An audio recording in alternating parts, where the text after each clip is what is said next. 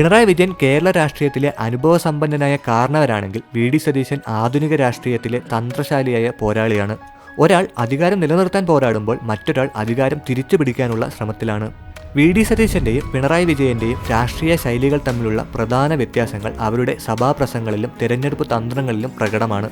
VD. Satheesan നിയമസഭയിൽ അറിയപ്പെടുന്നത് homework ചെയ്തു വരുന്ന നേതാവായാണ്.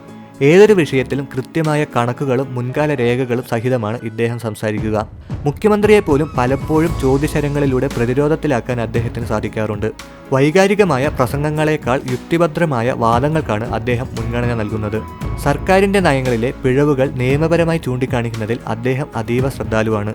അതേസമയം പിണറായി വിജയന്റെ പ്രസംഗങ്ങൾ മിക്കപ്പോഴും ഗാംഭീര്യമുള്ളതും അധികാര സ്വരത്തിലുള്ളതുമാണ്. പ്രതിപക്ഷത്തിന്റെ ആരോപണങ്ങളെ രാഷ്ട്രീയമായി നേരിടാനാണ് അദ്ദേഹം ശ്രമിക്കാറുള്ളത്. ചോദ്യങ്ങൾക്ക് മറുപടി നൽകുമ്പോൾ അദ്ദേഹം ഉപയോഗിക്കുന്ന വാക്കുകൾ വളരെ കൃത്യവും മൂർച്ചയുള്ളതുമായിരിക്കും.